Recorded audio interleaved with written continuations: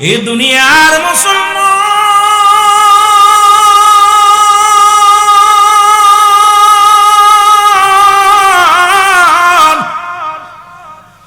বালক দুটি ডাকতে বলে, নবী গো, মায়ের নবী, আপনি মক্কায় কালেমার দাওয়াত প্রচার করেছেন, সবচাইতে কষ্ট দিছে কে নবী আপনাকে? ডাকতে বলে, বালকেরা রে, সব চাইতে বড় কষ্ট দিছে আমার আবু জেহেলে। নাম কি? যারা বলেন নাম কি? আবু জেহেলে কষ্ট দিছে। বালক দুটি প্রতিজ্ঞা করে, ভাই ওই 8 বছর আর 10 বছরের দুটি বালক প্রতিজ্ঞা করে, ভাই রে, প্রতিজ্ঞা করলাম জীবনে কোনোদিন যদি মক্কায় যেতে পারি রে, আমরা 2 ভাই মিলে আবু জেহেলকে চিরবিদায় করে দিব। জোরে বলেন মারহাবা। এর 2 ভানবীজি আমার মক্কা মদিনা, মক্কা থেকে মদিনা এসে যখন কালেমার দাওয়াত দিয়ে শুরু করলো, দলে দলে মানুষ কালেমার পতাকা তলে, ইসলামের পতাকা তলে আসতে লাগলো। কাফেররা দেখিয়া বড় কষ্ট পাইতে লাগলো। এর মুহাম্মদ দেশে ডাক দিছে সত্যের ডাক, যেখানে মধু থাকবে সেখানেই তো ভ্রমর আসবে। কারণ আমার নবীজি এই দুনিয়ার মধ্যে এমন ব্যবহার, এমন আখলাক, এমন চরিত্র নিয়ে রাহমাতুল লিল আলামিন আগমন করেছেন, যাকে দেখে দলে দলে অমুসলিমেরা ঈমান আনছে, কালেমা পড়িয়া মুসলমান হয়ে গেছে। এই খবর শুনিয়ে আবু জেহেলের দলেরা আমার নবীর যারা নবী যাদের কালেমা পড়ায়া মুসলমান বানাইছে, তাদের বাড়ি ঘরদোর পুরায়া দেয়া শুরু করলো, তাদেরকে নির্যাতন করা শুরু করলো, যেখানে পায় সেখানেই তাদের হত্যা করা শুরু করলো। রাহমাতুল লিল আলামিন এই কালেমার দাওয়াত দেয়া শুরু করলেন। দলে দলে মক্কা মদিনার মানুষগুলো ছায়াতলে আসতে শুরু করলো। আবু জেহেল ক্ষিপ্ত বেশি হয়ে গেলেন, ক্ষিপ্ত হইয়া মুসলমানদের উপরে নির্যাতন চালানো শুরু করলো। আমার নবীজির কাছে জিবরিল আমিন এসে বলে, ইয়া রাসূলুল্লাহ, ইয়া হাবিবাল্লাহ, নবী গো, আর কত নীরবতা পালন করবেন? আর কতদিন বয়া থাকবেন? মুসলমানদের নির্যাতন করে পুড়িয়ে মারা হয়, ঘর দরজা জ্বালিয়ে দেওয়া হয়। আমার নবী কয়, জিবরিল রে,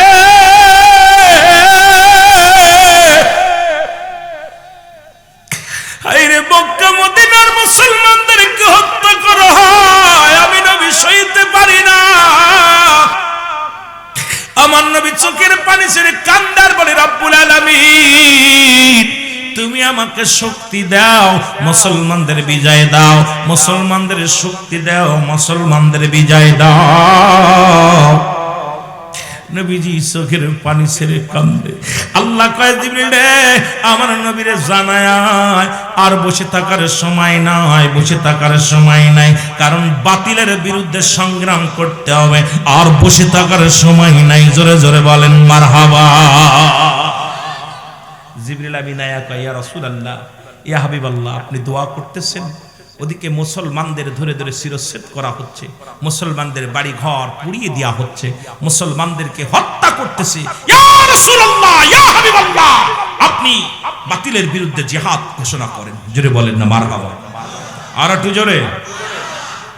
নবীজি কয়, জিবরিল, আমার সংখ্যা তো একেবারে নগণ্য, আমি ওদের বিরুদ্ধে বিশাল বড় একটা সংগঠন, এদের বিরুদ্ধে আমি কেমনে লড়বো? আমার তো অস্ত্র নাই, আমার কাছে অস্ত্র আছে মাত্র 8টা। কয়টা? জোরে বলেন কয়টা? মুসলিম মিল্লাদের অস্ত্রের সংখ্যা হলো 8টা, ঘোড়ার সংখ্যা হলো মাত্র 2টা, আর কাফেরদের হাজার হাজার ঘোড়া, হাজার হাজার সৈন্য, যেটা আক্রমণ করবে মুসলমানদের উপরে। রহমতের নবী রাহমাতাল লিল আলামিন ডাক দিয়ে বলে, জিবরিল, বাতিলের বিরুদ্ধে যে আমি জিহাদ ঘোষণা করব, 1 লোক নাই, 2 অস্ত্র নাই, শক্তি নাই, আমি কি লইয়া তাদের বিরুদ্ধে সংগ্রাম করব? জোরে বলেন আল্লাহু আকবার। আর একটু জোরে বলেন। আল্লাহর নবীজি বললেন, জিবরিল, তুমি যে রব্বি কারীমকে বলো, আমি কি নিয়ে যুদ্ধ করব, কেমনে তাদের বিরুদ্ধে জিহাদ ঘোষণা করব? বলে, হুজুর রব্বি কারীম হুকুম দিছে, আপনি দেরি করেন না, জিহাদের ডাক দেন। নবীজি হঠাৎ করে ডাক দিলেন, মক্কা মদিনার মুসলমানেরা রে, আর বসে থাকার সময় নাই, মুসলমানেরা শুনে নাও, কারণ দিনে দিনে তোমার জাতি ভাইকে মুসলমানদের হত্যা করা হয়, মুসলমানদের পুড়িয়ে শেষ করে দেওয়া হয়, মুসলমানদের নির্যাতন করা হয়। আমি নবী ঘোষণা করলাম জিয়াদের জন্য তোমরা প্রস্তুতি হও। জোরে বলা যাবে না মারহাবা? জিয়াদের ডাক যখন দিলেন রাহমাতুল লিল আলামিন, যুদ্ধের যখন ডাক দিলেন মুসলমান বাবারা, ওই বালক দুটি শুনতে পাইলেন। নবীজি বললেন মদিনার নারী পুরুষ তোমরা শুনে নাও, নব মুসলিমেরা শুনে নাও, কারণ বেশি দেরি নয়, যে কোনো মুহূর্তে জিয়াদের ডাক আসতে পারে, যে কোনো দিন আমাদের সংগ্রামে নামতে হতে পারে। তোমরা মানসিকভাবে শারীরিকভাবে সবাই প্রস্তুতি নাও।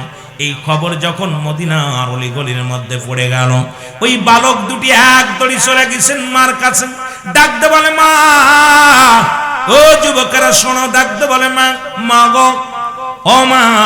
বলে বাবারে কি হয়েছে বলো? কই মা শুনে নাও, শুনে নাও, আমরা যা, তুমি কেন কান্দো গো মা? গাছেন বালক দুটি যুদ্ধে যাওয়ার জন্য প্রস্তুতি নেওয়ার জন্য আসে। দেখে জনম দুঃখিনী মা চোখের পানিগুলো ফেলায় ফেলায় কান্দে। ডাকতে বলে মা গো তুমি কেন কান্দো? বলে বাবারে কান্দতেছি এই জন্যে, রহমতের নবী রাহমাতুল লিল আলামিন যুদ্ধের ডাক দিছে। মুসলমান শুনে নাও, শুনে নাও, রহমতের নবী ঘোষণা করেছে যুদ্ধ হবে, বাতিলের বিরুদ্ধে জিহাদ হবে।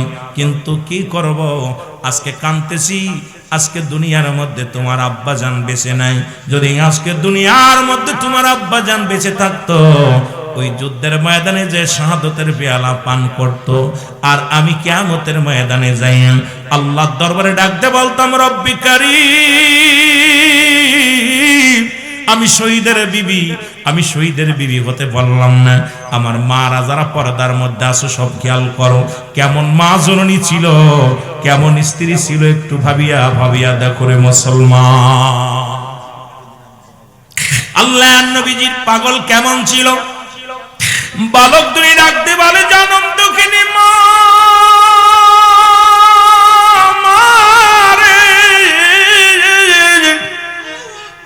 চোখের পানি তুমি মুছে ফেলো গো মা। এই জনম দুঃখিনী মা চোখের পানি গুলো সারিয়া ডাকতে বলে বালকের রে, আমার নবী যুদ্ধের ডাক দিছে রে। নারীরা যুদ্ধে যাইতে পারবে না, কোন বালকেরা যুদ্ধে যাইতে পারবে না, সুতরাং আমি ইসলামের জন্য কিছুই করতে পারলাম না, আর মুসলমানদের জন্য আমি কিছুই করতে পারলাম না। আজকে যদি তোমার বাবা বেঁচে থাকতো, তোমার আব্বা জান যদি বেঁচে থাকতো, তাহলে যুদ্ধের ময়দানে যেত, শাহাদতের পেয়ালা পান করত। আমিও যেতে পারলাম না, তোমরা ছোট, তোমরাও যেতে পারবা না। বালক দুটি ডাকতে কয় মা, মা আমরা যাব যুদ্ধের ময়দানে গো মা। জোরে জোরে বলেন মারহাবা।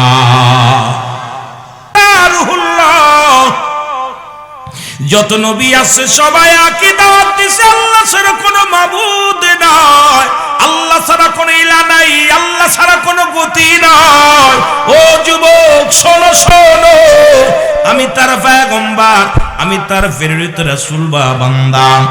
আমার নবী রাহমাতাল লিল আলামিন একই কথা বলেছিল, শোনো ও মক্কার মানুষেরা, তোমরা ছেড়ে দাও মূর্তি পূজা, ছেড়ে দাও, তোমরা চন্দ্র পূজা ছেড়ে দাও, তোমরা গাছ পূজা ছেড়ে দাও, দুনিয়ায় মানুষ পূজা ছেড়ে দাও, একমাত্র রব্বে কারিমের গোলামি করো। লা ইলাহা নাই কোনো ইলা ইল্লাল্লাহু আল্লাহ ছাড়া, মুহাম্মাদুর রাসূলুল্লাহ সাল্লাল্লাহু আলাইহি ওয়াসাল্লাম আমি আল্লাহর প্রেরিত রাসূল বা বান্দা। আমি যে কথাগুলো বলি তোমরা মেনে নাও। সঙ্গে সঙ্গে বিরোধ শুরু হয়ে গেল রে মুসলমান। এই দলে দলে মক্কার মানুষেরা যখন ইসলামের ছায়া তলে আসতে শুরু করে দিল, এর মক্কার মানুষেরা যখন দলে দলে ইসলামের মধ্যে আসতে শুরু করলো গো, তখনই বিরোধ শুরু হয়ে গেল। হতবা, সাইবা, আবু জেহেল, আবু সুফিয়ান এই দুনিয়ার মধ্যে বিদ্রোহী শুরু করে দিল। আবু জেহেল শত্রুতায় শুরু করে দিল। অথচ মুসলমান নবীকে আল্লাহ দিয়েছেন বায়ানত, উত্তম ব্যবহার, উত্তম আখলাক, উত্তম চরিত্র। ও মুসলমান শোনো, শোনো, যখনই আমার নবীজি দাওয়াত দেয় কাফেররা দুশ্মনী শুরু করে দিল, এমন ভাবে নির্যাতন শুরু হয়ে গেল, আমার নবমুসলিমদের উপরে আঘাত করা শুরু করে দিল, এই মুসলমানদের বাড়ি ঘর পুড়িয়ে জ্বালিয়ে দেওয়া শুরু করলো। আল্লাহ নবী সদা সর্বদা রব্বে কারীমের দরবারে কাঁদেন। এই কারণে এই জন্য কাঁদে, আল্লাহ পাঠাইছে আমার নবীকে। নবী বলেন হায়াতি খায়রুল লাকুম, আমার হায়াতের জিন্দেগিটা আমার উম্মতের জন্য কল্যাণ স্বরূপ, ওফাতি খায়রুল লাকুম, আমার ওফাতটা আমার উম্মতের জন্য কল্যাণ স্বরূপ। সুতরাং রাহমাতাল লিল আলামিন এসেছে গোটা জাতির জন্য, কুল কায়নাতের জন্য রহমত হইয়া। নবী দাওয়াত দিছে একমাত্র রব্বে কারীমের গোলামি করো গো, দুনিয়ার সব দামি ছাড়ো, রব্বে কারীমের গোলামি করো। জোরে জোরে বলেন ঠিক কিনা?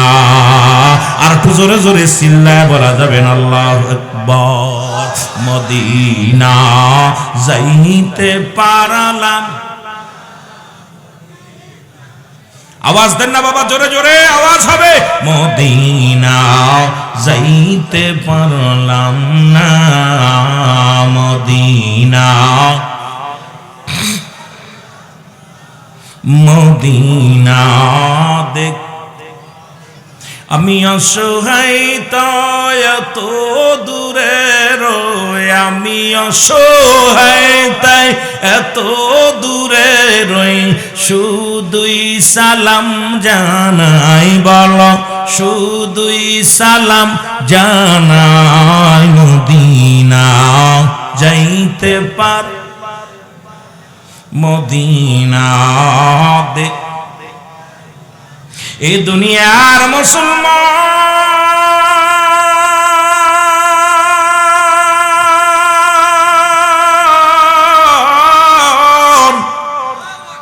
রহমতের নবী এভাবে দিন কাটতে লাগলো। আল্লাহ বলে জিবরিল যাও যাও যাও, আমার হাবিবকে বলে দাও মক্কা নগর নয় মদিনা শহরে যেন যায়। মদিনার মানুষেরা ইসলাম কবুল করার জন্য অপেক্ষা আছে। মদিনার মানুষেরা অতি উত্তম, মদিনার আবহাওয়া ভালো, মদিনার মানুষের মনটা ভালো।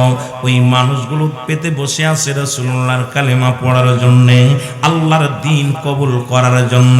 অতি ফস করে যেন নবীজি মক্কা থেকে মদিনায় রওনা হয়ে যায়। ও মুসলমান, জিবরিল এসে সালাম দেয়, আসসালামু আলাইকুম ইয়া রাসূলুল্লাহ, আসসালামু আলাইকুম ইয়া হাবিব আল্লাহ।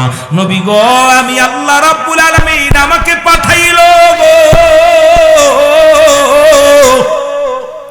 আপনার আর মক্কা নগর নয় মদিনা নগরে যাইতে হবে রে। ওই মদিনার মানুষের কাছে কালেমার দাওয়াত প্রচার করতে হবে। মদিনার মানুষের অপেক্ষা আছে, আপনি কালেমা পড়বো, ঈমান আনবে। নবী গো, আপনি দেরি করেন না, মদিনায় চলে যান। নবী আমার ডাকতে বলে, জিবরিল রে, আমি হইলাম মক্কা নগরে আমার মায়ের ভূমি, আমার বাবার ভূমি রে। জিবরিল রে, আমি মা বাবার ভূমি ছেড়ে কেমনে যাব? আমার আল্লাহ রাব্বুল আলামিন বলছে, জিবরিল বলে, হুজুর শুধু মক্কা নয়, মক্কা নয় মদিনাও যেতে বলেছে। মদিনার আবহাওয়া ভালো, মদিনার মানুষের অন্তর ভালো, মদিনায় ব্যবসা বাণিজ্য ভালো, মদিনার সব কিছু ভালো। যান যান, রব্বে কারীম হুকুম দিছে চলে যান। এরে মদিনার মানুষেরা গো, তোমরা বড় ভাগ্যবান। ও মক্কার মানুষেরা রে, তোদের সাইরা নবীজি মক্কা নগর থেকে মদিনায় যখন চলে গেল, হিজরতের আলোচনা নিয়ে লম্বা আলোচনা হয়ে যাবে। এই আলোচনা আমি করব না, শুধু বোঝানোর জন্য কয়েকটা কথা বলি। মূল আলোচনায় যাব মুসলমান, যেহেতু পল্লী এলাকা অনেক দিক আলোচনা নিতে হবে। যুবকদের বলা লাগবে, আমার বাজানদের বলা লাগবে, অনেক মা বোনের আছে তাদেরকে নিয়ে কিছু কথা বলবো। ও মুসলমান, দিলের কান্ডা লাগা শোনো। রাসূল পাক সাল্লাল্লাহু আলাইহি ওয়াসাল্লাম যখন মক্কা থেকে মদিনায় হিজরত করে চলে গেল, ছোট ছোট দুইটা মাসুম বাচ্চা, একটার বয়স হলো 8 আর একটার বয়স হলো 10। মারহাবা বলেন না? এই যে বসে আছে, পাগলদের দিয়ে শুরু করি আজকে, বালকদের দিয়ে ওয়াজ শুরু করি, বুড়োদের দিয়ে শেষ করব। মারহাবা বলেন না? বয়স কত? যদি বলেন কত? 8 আর 10। বাহারে দেখছেন বালকগুলো, ছোট্ট ছোট্ট বালকগুলো যারা সব ফেলে দিয়ে জান্নাতের বাগানে বসেছে। বয়স কত? 8 এবং 10। নবীজি আইয়া বয়া বয়া কান্দে। বালক দুটি আসিয়া সালাম দেয়, আসসালামু আলাইকুম ইয়া রাসূলুল্লাহ, ইয়া হাবিবাল্লাহ। নবী গো,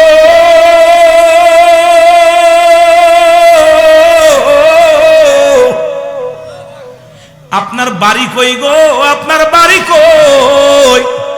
বালক দুটি ইন্টারভিউ নিচ্ছে। নবী কে আমার বাড়ি মক্কায়। কয় নবী আপনি মদিনায় কেন আসলেন? দুইটা বালক কেমনে কথা বলে শুনে নেন। পরে ইসলামের মধ্যে কখন আল্লাহ কারে কবুল করব একটু বুঝা নিবেন আমার যুবক বাবারা, বৃদ্ধ বাবারা, মুরব্বী বাবারা, ছোট্ট মাসুম মনি সোনারা শুনে নাও। বালক দুটি ইন্টারভিউ নেয় আমার নবীর ডাক দে। কয় হুজুর আপনার বাড়ি কই? আমার বাড়ি মক্কায়। কয় মক্কা থেকে কেন মদিনায় এলেন? কয় ইসলামের দাওয়াত দেওয়ার জন্য, কালেমার দাওয়াত নিয়ে আসলাম। কোন দাওয়াত? কয় লা ইলাহা ইল্লাল্লাহু মুহাম্মাদুর রাসূলুল্লাহ সাল্লাল্লাহু আলাইহি ওয়াসাল্লাম। এই দাওয়াত নিয়ে আসলাম, আজকে আমি কালেমার দাওয়াত নিয়ে আসলাম। আল্লাহর নবীর ডাক দে, বালক দুই ডাক দে। কয় হুজুর, ও হুজুর, মক্কা মদিনায়, মক্কা নগরে কি কোনো মানুষ নাই? আপনি আসলেন মদিনায়, মদিনার মানুষের কালেমার দাওয়াত দিতে আসলেন। মক্কা থেকে, মক্কা নগর থেকে মদিনায় আসলেন গো হুজুর, আপনার কি মক্কা নগরে কোনো মানুষ নাই? নবী কয় মক্কা নগরে অনেক মানুষ আছে। কয় হুজুর তাহলে কেন মদিনায় আসলেন গো? কয় মদিনায় আমি আসছি কালেমার দাওয়াত নিয়ে। কয় হুজুর কালেমার দাওয়াত কি আপনি মক্কায় দিতে পারেন নাই? নবী কয় মক্কার মানুষেরা ভালো নয়, মক্কার মানুষেরা বড় কষ্ট দিছে। আমি নবী রাহমাতুল লিল আলামিনকে কষ্ট দিছে। আল্লাহ নবী ডাকতে বলে, বালকেরা রে, এর মক্কার মানুষের বড় দুষ্ট গো। এই মক্কার মানুষেরা কালেমা তো গ্রহণ করে নাই, আরো তারা আমারে কষ্ট দিছে, আমারে নির্যাতন করেছে, আমাকে অনেক আঘাত করেছে, কষ্ট দিছে। ডাকতে বলে, ইয়া রাসূলুল্লাহ, ইয়া হাবিবাল্লাহ, আপনাকে কষ্ট দিল, আপনার কি আব্বা মা নাই? বলে, ও আমার বালকেরা, আমি নবীর মা বাবা দুনিয়ার মধ্যে না। আল্লাহ নবী ডাকতে বলে, বালকেরা রে, এই দুনিয়ার মধ্যে আমি আমার দেখি, এই দুনিয়ার মধ্যে আমার জনম দুঃখিনী মা নাই, এই দুনিয়ার মধ্যে আমার বাবা নাই রে। আমার নবীজি বলার সঙ্গে সঙ্গে বালক দুটি ডাকতে বলে, ইয়া রাসূলুল্লাহ, ইয়া হাবিবাল্লাহ, আপনার অপরাধ কি গো? তারা এত কষ্ট দিল, আপনার মা নাই, আপনার বাবা নাই। বলে, বালকেরা রে, আমার অপরাধ হলো মূর্তি পূজা ছাড়তে বলা। কারণ আমার নবীজি বলে গেছেন, মুসলমান তিরমিজি শরীফের হাদিস, হাদিস নাম্বার হলো 3952 নাম্বার হাদিস কানা। নবী বলছে, আমার উম্মতের মধ্যে একদল বাইর হবে, তারা নিজেরাই মূর্তি পূজা করবে, অন্যকে উৎসাহিত করবে। ও মুসলমান, এমন একটা জামানায় আমরা আইছি, ঈমান নিয়ে কবরে যাওয়া বড় দুরস্কর। ঈমান নিয়ে কবরে যেতে পারবো কি জানি না রে মুসলমান। সকাল বেলা ঈমান আনবো, বিকেল বেলা চলে যাবে। এ মুসলমান, এই রব্বে কারীম এত সুন্দর জমিনটা বানাইলো, এত সুন্দর তোমারে বানাইলো। রব্বে কারীম একমাত্র তার গোলামি করার জন্য তোমাকে দুনিয়ায় পাঠাইলো। তুমি সেই রব্বে কারীমের গোলামি বাদ দিয়া মানুষের গোলামি শুরু করে দিলা। একদিন কি চিন্তা হয় না? মরণের কথা চিন্তা হয় না? এই মরণের কথা একবার কি তোমার চিন্তা হয় না? এই দুনিয়ার মধ্যে প্রথম কাপড় পরিধান করো অন্যের সাহায্যে, আবার জীবনের শেষ কাপড় পরিধান করব অন্যের সাহায্যে। এত মস্তানি আসে কই থেকে? এত বালাখানা আসে কই থেকে? কার জন্য তুমি সুদ খাও? কার জন্য তুমি ঘুষ খাও? কার জন্য জিনা করো? কার জন্য ব্যভিচার করো রে মোর? আজকে সুদ খাইয়া বাড়ি গাড়ি করলা, ঘুষ খাইয়া বাড়ি গাড়ি করলা, দুনিয়ার মধ্যে দুর্নীতি করিয়া বাড়ি গাড়ি করলা। একবার মনে রাখবা, এই দুনিয়া থেকে বিদায়ের পরে তোমার দেহখানা কি অবস্থা হবে রে মুসলমান। এই দুনিয়ার সম্পদ খাবে লোকে, তোমার দেহ খাবে পোকে। জোরে জোরে চিল্লায় বলা যাবে না, ঠিক কিনা? কুল্লু মান আলাইহা ফান, সব শেষ করে দিবে কে? আরো আসতে কোন? আল্লাহ। সব শেষ করে দিবে। এত কষ্ট করে মাহফিল সাজাইলো, হয় তার ঘন্টা দেড়েক পরেই কুল্লু খালাস, সব শেষ, ঠিকই না? সব শেষ। রব্বে কারীম কয়, দুনিয়ার মধ্যে এত সুন্দর সব কিছু, জমিনটা শেষ করে দিবে, আসমান শেষ করে দিবে। আমরা ধীরে ধীরে আলোচনার মধ্যে যাব, ডুব দিব, একটু ধৈর্য ধরেন আমার বাজানেরা। সবকিছু কার জন্য সুদ খাও, কার জন্য ঘুষ খাও, কার জন্য জিনা ব্যভিচার করো, কার জন্য পাহাড় সমতুল্য সম্পদ করলা, সব কিছু চূর্ণ বিচ্ছিন্ন করে দিবে আমার আল্লাহ। জোরে বলেন ঠিক কিনা? তিনবারের সফল মন্ত্রী ছিলেন, আমার দেশের বিরোধী দলের নেত্রী ছিলেন এক সময়, আবার এখন যিনি আমাদের তারেক জিয়ার মা বেগম খালেদা জিয়া, উনি কি বেঁচে আছে? জোরে বলেন আছে? নাই। আমার বাবারা, জিয়াউর রহমান সাহেব বেঁচে আছে, শেখ মুজিবুর রহমান সাহেব বেঁচে আছে, ভাসানী সাহেব বেঁচে আছে, কত নিঃস্বাদ সরকার বেঁচে আছে, কত নেতা, কত মন্ত্রী, কত কত অফিসার, কত টাকাওয়ালা, কত বাড়িওয়ালা, সব ফিরাউন, নমরুদ, কারুন, যারা খুদাই দাবি করেছিল তারাও নাই। সুতরাং আমিও থাকবো না, আপনিও থাকবেন না। জোরে বলেন ঠিক কিনা? এই হলো আজকে দেখলাম বেগম জিয়ার মাজারে অসংখ্য নারীরা দোয়া করতেছে, বসে বসে দোয়া করতে, দাঁড়িয়ে দাঁড়িয়ে দোয়া করতেছে। ভালো কর্ম করে গেলে ভালো, খারাপ কর্ম করে গেলে খারাপ। এই জন্যে এই দুনিয়ার জিন্দগিটা আমাদেরকে এমন জীবন গড়তে হবে যেন আমি ইন্তেকালের পরে মানুষগুলো যেন আমার জন্য দোয়া করে। জোরে বলেন ঠিক কিনা? আরো জোরে বলেন। নাইলে মোরাও শান্তি নেই। মরার পরে কবে ওই যে সেই ঘুষখোরের কবর, ওই সে সুদখোরের কবর, ওই যে হলো ওইটা কার, ওই সে চোরের কবর, ওই সে কুখ্যাত সেই ঘুষখোর, ওই সেই কুখ্যাত সেই ডাকাতির কবর, কুখ্যাত সেই সন্ত্রাসীর কবর। আপনি চিন্তা করছেন মইরা যে বাঁচবেন, বলবো এই সেই যুবকটা যেটা আপনার সুদ চক্রের 1 নাম্বার লিডার ছিল। জোরে বলেন ঠিক কিনা? জোরে বলেন ঠিক কিনা? এই জন্য আমাকে আপনাকে জীবন এমন ভাবে গড়তে হবে যে ইন্তেকালের পরে যেন এই মানুষগুলো আমারে বলে যে না, আর ওই ভালো লোকটার কবর। জোরে বলেন ঠিক কিনা? জোরে বলেন ঠিক কিনা? একটু মহব্বতের সঙ্গে জিকির করুন, লা ইলাহা, আর জোরে লা ইলাহা। বাইজনম গার মনের বেদনা, আয় বুঝাইলে কেউ বোঝে না, আইরে শোনাইলে কেউ শোনে না, বল শোনাইলে ও গো শোনেন শাহে মদিনা। লা ইলাহা, আর জোরে লা ইলাহা, জবান খুলে লা ইলাহা, লা ইলাহা ইল্লাল্লাহু। এই দুনিয়ার মুসলমান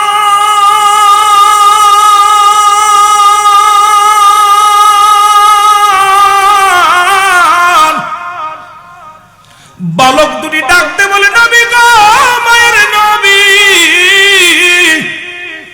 আপনি মক্কায় কালেমার দাওয়াত প্রচার করেছেন, সবচাইতে কষ্ট দিছে কেন নবী আপনাকে? ডাকতে বলে, বালকেরা রে, সবচাইতে বড় কষ্ট দিছে আমার আবু জেহেলে। নাম কি? জোরে বলেন নাম কি? আবু জেহেলে কষ্ট দিছে। বালক দুটি প্রতিজ্ঞা করে, ভাই ওই 8 বছর আর 10 বছরের দুটি বালক প্রতিজ্ঞা করে, ভাই রে, প্রতিজ্ঞা করলাম জীবনে কোনোদিন যদি মক্কায় যেতে পারি রে, আমরা 2 ভাই মিলে আবু জেহেলকে চিরবিদায় করে দিব। জোরে বলেন মারহাবা। এর 2 ভানবীজি আমার মক্কা মদিনা, মক্কা থেকে মদিনা এসে যখন কালেমার দাওয়াত দিয়ে শুরু করলাম, দলে দলে মানুষ কালেমার পতাকা তলে কাঁদাকাটা আসতে লাগলো। কাফেররা দেখিয়া বড় কষ্ট পাইতে লাগলো। এর মুহাম্মদ দেশে ডাক দিছে সত্যের ডাক, যেখানে মধু থাকবে সেখানেই তো ভ্রমর আসবে। কারণ আমার নবীজি এই দুনিয়ার মধ্যে এমন ব্যবহার, এমন আখলাক, এমন চরিত্র নিয়ে রাহমাতুল লিল আলামিন আগমন করেছেন, যাকে দেখে দলে দলে অমুসলিমেরা ঈমান আনছে, কালেমা পড়িয়া মুসলমান হয়ে গেছে। এই খবর শুনিয়ে আবু জেহেলের দলেরা আমার নবীর যারা নবী যাদের কালেমা পড়ায়া মুসলমান বানাইছে, তাদের বাড়ি ঘর দর পুরায়া দেয়া শুরু করলো, তাদেরকে নির্যাতন করা শুরু করলো, যেখানে পায় সেখানেই তাদের হত্যা করা শুরু করলো। রাহমাতুল লিল আলামিন এই কালেমার দাওয়াত দেয়া শুরু করলেন। দলে দলে মক্কা মদিনার মানুষগুলো ছায়াতলে আসতে শুরু করলো। আবু জেহেল ক্ষিপ্ত বেশি হয়ে গেলেন, ক্ষিপ্ত হইয়া মুসলমানদের উপরে নির্যাতন চালানো শুরু করলো। আমার নবীজির কাছে জিবরিল আমিন এসে বলে, ইয়া রাসূলুল্লাহ, ইয়া হাবিবাল্লাহ, নবী গো, আর কত নীরবতা পালন করবেন, আর কতদিন বয়া থাকবেন? মুসলমানদের নির্যাতন করে পুড়িয়ে মারা হয়, ঘর দরজা জ্বালিয়ে দেওয়া হয়। আমার নবী কয়, জিবরিল রে,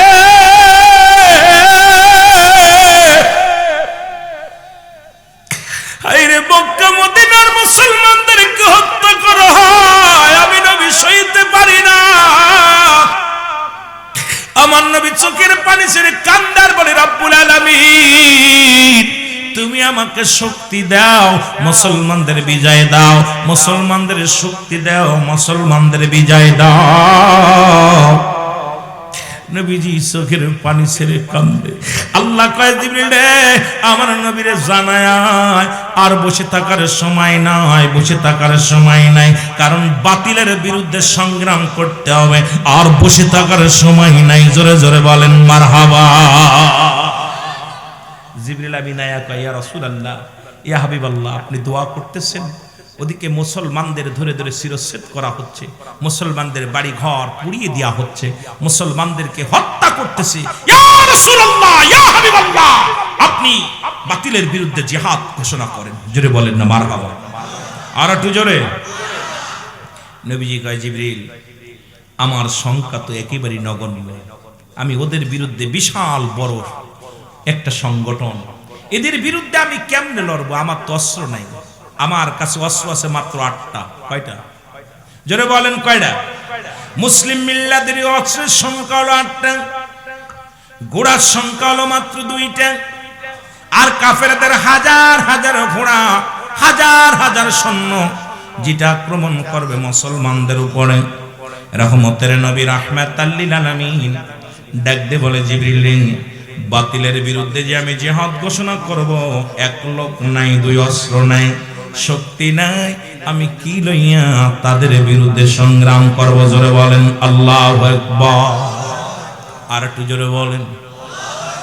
আল্লাহর নবীজি বললেন, জিবরিল, তুমি যে রব্বি কারীমকে বলো, আমি কি নিয়ে যুদ্ধ করব, কেমনে তাদের বিরুদ্ধে জিহাদ ঘোষণা করব? বলে, হুজুর রব্বি কারীম হুকুম দিছে, আপনি দেরি করেন না, জিহাদের ডাক দেন। নবীজি হঠাৎ করে ডাক দিলেন, মক্কা মদিনার মুসলমানেরা রে, আর বসে থাকার সময় নাই, মুসলমানেরা শুনে নাও, কারণ দিনে দিনে তোমার জাতি ভাইকে মুসলমানদের হত্যা করা হয়, মুসলমানদের পুড়িয়ে শেষ করে দেওয়া হয়, মুসলমানদের নির্যাতন করা হয়। আমি নবী ঘোষণা করলাম, জিহাদের জন্য তোমরা প্রস্তুতি হও। জোরে বলা যাবে না মারহাবা। জিহাদের ডাক যখন দিলেন রাহমাতুল লিল আলামিন, যুদ্ধের যখন ডাক দিলেন, মুসলমান বাবারা ওই বালক দুটি শুনতে পাইলেন। নবীজি বললেন, মদিনার নারী পুরুষ তোমরা শুনে নাও, নব মুসলিমেরা শুনে নাও, কারণ বেশি দেরি নয়, যে কোনো মুহূর্তে জিহাদের ডাক আসতে পারে, যে কোনো দিন আমাদের সংগ্রামে নামতে হতে পারে। তোমরা মানসিকভাবে শারীরিকভাবে সবাই প্রস্তুতি নাও। এই খবর যখন মদিনার অলিগলির মধ্যে পড়ে গেল, ওই বালক দুটি এক দড়ি চলে গেছেন মার কাছে। ডাকতে বলে, মা, ও যুবকেরা শোনো, ডাকতে বলে, মা, মা গো, ও মা। বলে, বাবারে কি হয়েছে বলো? কই, মা, শুনে নাও, শুনে নাও, আমরা যা, তুমি কেন কান্দো গো মা? আসছেন বালক দুটি যুদ্ধে যাওয়ার জন্য প্রস্তুতি নেওয়ার জন্য আসে। আয়াদাকে জনম দুঃখিনী মা চোখের পানিগুলো ফেলায় ফেলায় কান্দে। ডাকতে বলে, মা গো তুমি কেন কান্দো? বলে, বাবারে কাঁদতেছি এই জন্যে, রহমতের নবী রাহমাতুল আলামিন যুদ্ধের ডাক দিছে। মুসলমান শুনে নাও, শুনে নাও, রহমতের নবী ঘোষণা করেছে যুদ্ধ হবে, বাতিলের বিরুদ্ধে জিহাদ হবে। কিন্তু কি করব, আজকে কাঁদতেছি, আজকে দুনিয়ার মধ্যে তোমার আব্বাজান বেঁচে নাই।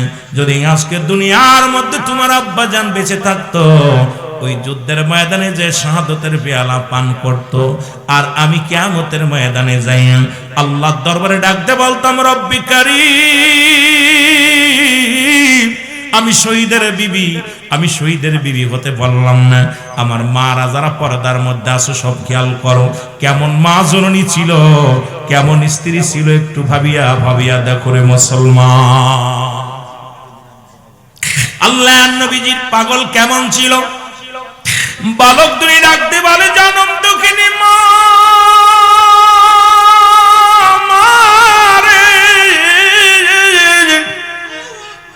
চোখের পানি তুমি মুছে ফেলো গো মা। এই জনম দুঃখিনী মা চোখের পানি গুলো সারিয়া ডাকতে বলে, বালকের রে, আমার নবী যুদ্ধের ডাক দিছে রে। নারীরা যুদ্ধে যাইতে পারবে না, কোন বালকেরা যুদ্ধে যাইতে পারবে না, সুতরাং আমি ইসলামের জন্য কিছুই করতে পারলাম না, আরে মুসলমানদের জন্য আমি কিছুই করতে পারলাম না। আজকে যদি তোমার বাবা বেঁচে থাকতো, তোমার আব্বা জান যদি বেঁচে থাকতো, তাহলে যুদ্ধের ময়দানে যেত, শাহাদতের পেয়ালা পান করত। আমিও যেতে পারলাম না, তোমরা ছোট, তোমরাও যেতে পারবা না। বালক দুটি ডাক দেখায়, মা মা, আমরা যাব যুদ্ধের ময়দানে গো মা। জোরে জোরে বলেন মারহাবা। এই 8 বছরের ফুলা বালকেরা শুনেন, 8 বছর আর 10 বছরের ফুলা দুইটা কয়, মা ও মা, আমরা যাব যুদ্ধের ময়দানে। বাবা নাই তা কি হয়েছে, তুমি শহীদের বাপ, শহীদের বিবি হতে পারো নাই, শহীদের মা হবা, মারহাবা বলো না। কেমন সন্তান জন্ম দিছে, আর আমরা খালি জুয়ারি শিক্ষা দিতেছি। ছোট ছোট পোলাপান মোবাইল ছাড়া খেলি, খালি মোবাইল দেখবে, খালি মোবাইলে গেম খেলবে আর মোবাইলে কার্টুন দেখবে।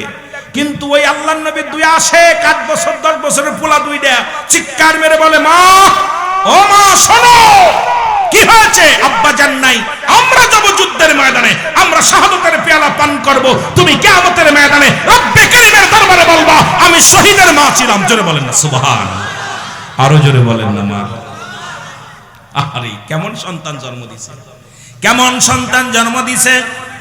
আজকে এমন সন্তান জন্ম দিলেন, এসে খুশি হলাম। আশপাশে যত মাদ্রাসা আছে, মাদ্রাসাগুলো হয়েছে 3টা জিনিস কাজে লাগবে। নাম্বার 1 নেকামল, নাম্বার 2 হলো সদকায়ে জারিয়া, নাম্বার 3 হলো নেককার সন্তান।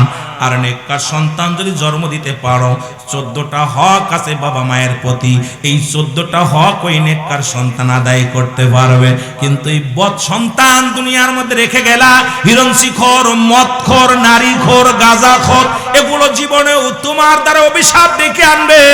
তোমার জন্য মুসলমান বড় ভয়ঙ্কর অবস্থানে দাঁড়াইবে। মুসলমান শুনে নাও, কারণ এমন সন্তান রেখে যাও যে সন্তান আপনি ইন্তেকালের পরে যেন দাঁড়ায় দাঁড়ায় বলতে পারে, রব্বির রহমহুমা কামা রব্বায়ানি সগীরা। জোরে বলেন, রব্বির রহমহুমা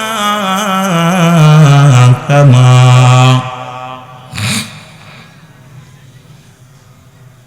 ওরে আজ না হয় কাল তুমি যাইবা কবরে, আজ না হয়,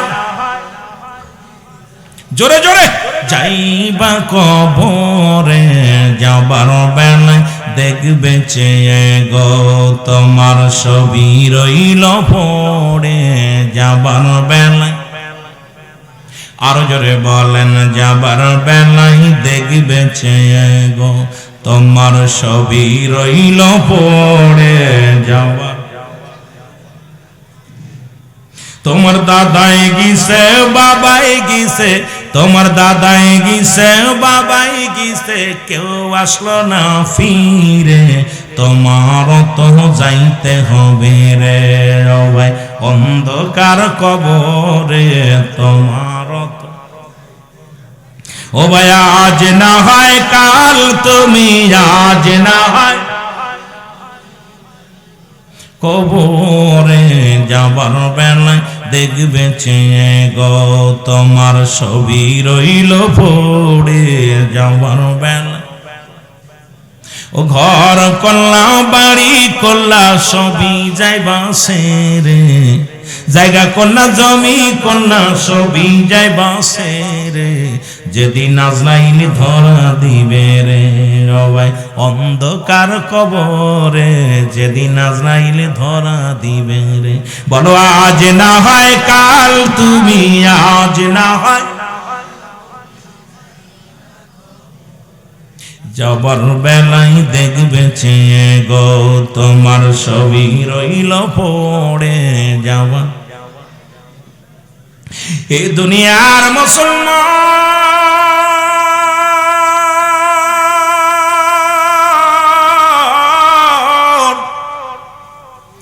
বালক দুটি ডাক দিয়ে বলে মা মা গো আমরা দুই ভাই যাব যুদ্ধের ময়দানে মা গো বিদায় দাও মা বলে বাবারে তোমরা ছোট মানুষ কয় মা গো আমরা ছোট কিন্তু আমার আল্লাহ তো আর ছোট না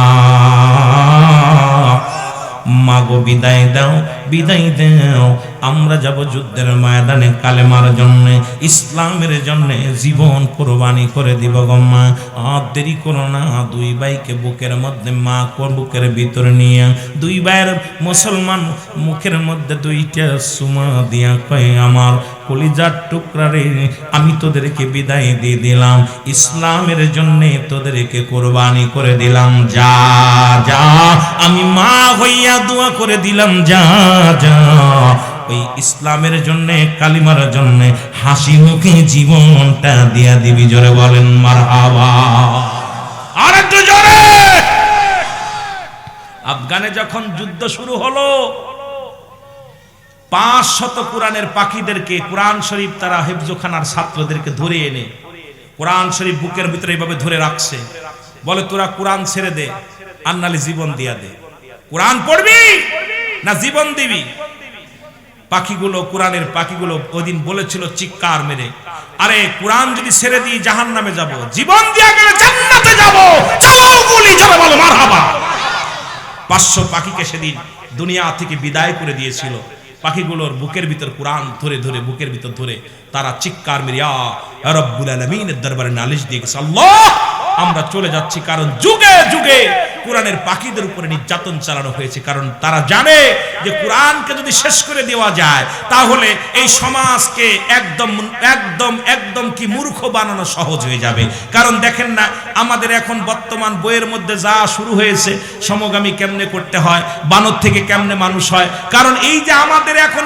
এমন একটা জায়গা আমাদের নিয়ে যাচ্ছে যে শিক্ষাঙ্গনে এমন একটা নোংরা খেতে চলে গেছে আমার জাতি আমার সমাজকে চাইলেও আমরা আর ফিরাতে পারছি না জোরে বলেন ঠিক কিনা কারণ বইয়ের মধ্যে আগডুম বাগডুম গ্রাডুম সাজে আমরা ছোট্টবেলা পড়েছি ডান দিকে তেরে ঘাটেনে বাম দিকে তে যা উপর নিচে একটা নুক্তা দিলি হয়ে গেল বা ডান দিকে তেরে ঘাটেনে বাম দিকে তে যা উপরে 2 নুক্তা দিলি হয়ে গেল তা ডান দিকে তেরে ঘাটেনে বাম দিকে তে যা উপরে 3 নুক্তা দিলি হয়ে গেল সা আল্লাহ তুমি রিজিক দাতা নামতায় রজা সব প্রাণীকে দাও গো রুজি দেও তাই খরা তোমার তরিব তোমার গানে জেগে ওঠে বরবিয়ানি বিলে ছিলে মাঠে রুজি পায় যে পাখির ঝাঁক মৌমাছিরা গুনগুনিয়ে যায় যে কাজে গান শুনিয়ে পিঁপড়ারা পায় খুঁজে আহার কঠিন শ্রমে ময়দানে আর জোরে জোরে বলেন মারহাবা শ্রম দিলে বান্দার অভাব থাকে না ঠিকই না ঠিকই না কথা বলেন না কেন কষ্ট হচ্ছে এ আমার ভাইরা আমার বন্ধুরা আমার গভীর মনোযোগ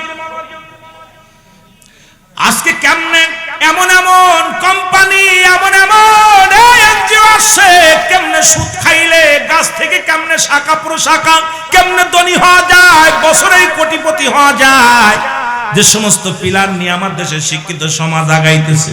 দেখবেন সমাজের মধ্যে বইয়া একটা কাগজ ফেলিয়া বলে এই হলো গোড়া, এখান থেকে শুরু করবা, এদিকে টাকা, এদিকে টাকা, ওদিকে টাকা, ওদিকে টাকা। দেখা যায় রাতারাতি কোটিপতি। কারণ সুদের কারবার কেন করবি না, ঘুষের কারবার কেন করবি না? কারণ আমরা দুনিয়াটা হলো বালুয়া ক্লাব, এই দুনিয়াটা হলো পচা দুর্গন্ধ মরি। মানুষের চরিত্র হলো কুকুরের চরিত্র। কুকুর যেমন মরি পাইলে খুশি হয়, সে জামানার মানুষগুলো সম্পদ পাইলে খুশি হবে।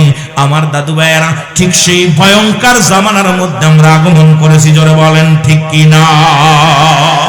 যুবক বলতেছিলাম, বালক দুটি বলে মা, মনে আসেনি? বালক দুটি বলে মা, আমাদের বিদায় দাও, আমরা যুদ্ধে যাব।